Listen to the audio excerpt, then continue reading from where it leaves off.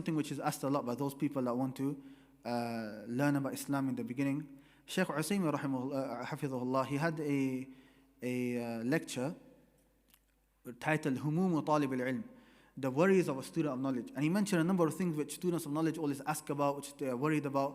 And one of the things that he mentioned in there was regarding gathering books. The students of knowledge are worried about which books to get, they don't know what to get, they don't have enough money, and so on. So Shaykh Usaymi hafidhahullah, he mentioned 4 principles.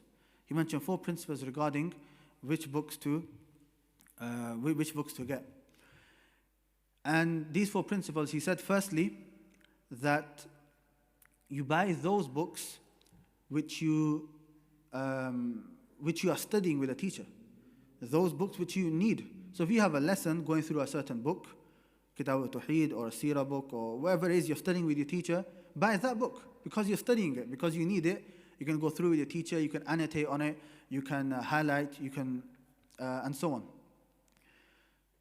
And you can memorize from there. So these are the books that you buy. Those foundational books that you're going to study with a teacher. So that's the first thing that he mentioned. The second thing that he mentioned is after buying those foundational books that you study with a teacher, you buy the foundational books of Islam. Ummahatul Kutub or Ummatul Kutub, such as Sahih Bukhari, Sahih Muslim. So those big books which are known as the foundational books of Islam or the books of Islam. Because eventually, inshallah, if you get to that level, you'll be studying those books.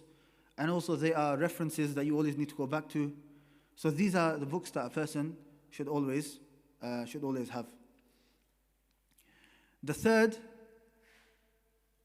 is, once you've bought the books that you are studying, and then the foundational books of Islam, you then move on to the more important books in the different sciences. And this generally, you would ask your teacher, what would you recommend? And the teacher would recommend these books. But for example, if you're studying a certain topic and you need to research about that topic or whatever it may be, or will help you in understanding a certain topic, then you buy those books. And then the fourth thing that the Shaykh mentioned is after that, after you've bought other important books, then what to do after that is split your time, let's say throughout the year, maybe a third of the year, a quarter of a year, or a month, depending on how many books you buy. Split the year and split them in accordance to different Islamic sciences, and specify a time limit to buy and to focus just on one science.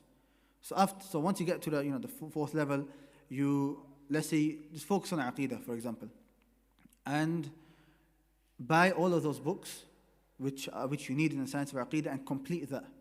And then you move on to fiqh, buy all the books that you need in fiqh, and then move on to Arabic language, buy all the books like that. Because that way your library that you're building for yourself, it becomes a lot more structured. So these are 4 principles that the Shaykh mentioned in how to buy books.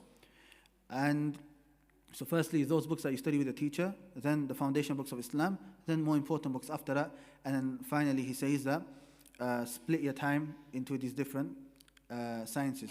And with that, I would also add that which books to buy, especially if you have a teacher, then always go back to your teacher, ask your teacher which books do you recommend. Not only the books, which print of that book do you recommend, because the prints also have an effect on the level or the quality of the book.